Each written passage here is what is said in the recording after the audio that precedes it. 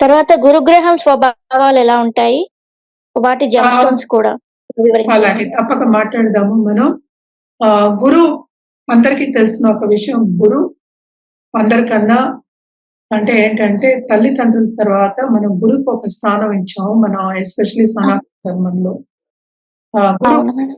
మనం 9 సారీ 9 గ్రహాలు మనం ఆహ్, దీంట్లో అస్ట్రాలజీలో చూస్తున్నప్పుడు, జాతకాల్లో చూసినప్పుడు ఆయన్ని మనం దేవగురు బృహస్పతి అని ఆహ్, దండం పెట్టుకుంటాము. ఆయన్నే టీచర్ కింద, అవును. గురువు కింద చూస్తాము. బేసిక్‌గా ఆయన హ్మ్. కాపాడు కింద మనం చూసుకుంటాం అన్నమాట. ఎస్పెషల్లీ టీచర్ అనుకుంటాం మనం. దక్షిణామూర్తికి కూడా మనం చెప్తూ ఉంటాం అన్నమాట. ఎందుకని గురువు అన్నామంటే, బికాస్ గురువు అన్న అతను మన డార్క్‌నెస్‌ని అంటే ఏంటి, మనకి తెలివిని, ఇంటెలెక్ట్‌ని కొంచెం వెలిగిస్తారు. మనకి లైట్ చూపిస్తారు. అంటే ఏంటి, మనకి ఓకే. దారి చూపిస్తారు. అలాగే మనం ఆహ్, దైవాన్ని చూసుకుంటే మనం ఎక్కువ శివుడిని చెప్పుకుంటాము అన్నమాట. వీళ్ళందరికీ గురుగ్రహం చాలా స్ట్రాంగ్‌గా ఉంది జాతకంలో ఉంటే వీళ్ళు చాలా మంచి స్వభావం కలిగి ఉంటారు. వీళ్ళకేంటంటే మెడిటేషన్, మంత్ర, స్పిరిచువాలిటీ, ఫెయిత్ ఇవన్నీ వాళ్ళకి నచ్చుతాయి. వీళ్ళకి సేక్రెడ్ స్క్రిప్చర్స్ అంటే మన పురాతనవన్నీ కథలు గాని, మనకి అవన్నిట్లోనూ మక్కువ ఎక్కువ చూపిస్తూ ఉంటారు. అలాగే వీళ్ళేంటంటే ఓకే.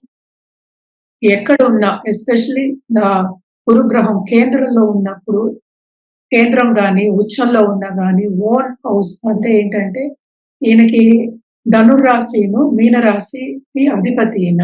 ఆయన ఉచ్చం ఎక్కడ ఉంటారు? కర్కాటక రాశిలో ఉచ్చం అవుతారు. ఇలాంటి పొజిషన్‌లో ఓకే. ఉన్నప్పుడు చాలా బావుంటుంది అని చెప్పాలి. అలాగే ఏంటంటే, కొన్ని యోగాలు కూడా చెప్తాం మనం. గజకేసరి యోగం అని, అలాంటివన్నీ జూపిటర్ మూలానే వస్తాయి. ఇవన్నీ ఎక్కడికంటే, ఎక్కడో ఉన్న వాళ్ళని అందలం ఎక్కించేస్తాయి అన్నమాట. అంత బాగా పైకి ఓకే. గురుగ్రహం. హుహు.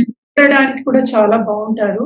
అండ్ ఆల్సో ఏంటంటే మంచి పొజిషన్‌లో ఉంటే వీళ్ళకేంటంటే పెద్ద పెద్ద సంస్థలకి ఓనర్స్, మనం ఇప్పుడేమో మాట్లాడుకోవాలి అంటే, ఇప్పుడు మనకి సినిమా యాక్టర్స్ ఉన్నారు. ఎక్కడో ఉన్నవాళ్ళు ఎక్కడికో వెళ్ళిపోయారంటే, అలాంటి వాళ్ళందరికీ గురుగ్రహం అనుగ్రహం తప్పక ఉంటుంది అని చెప్పాలి. గురు అనుగ్రహం ఉంటే ఇంకేంటంటే 60 ఏళ్ళు కాపాడుతూ ఉంటారు. జాతకం మొత్తం స్ట్రాంగ్ అవుతుందన్నమాట. గురు అనుగ్రహం ఉంటే, మంచి పొజిషన్‌లో ఉంటే. హుహు. వీళ్ళకి ప్రోగ్రెస్ ఉంటుంది. అలాగే వీళ్ళ పిల్లలు బావుంటారు.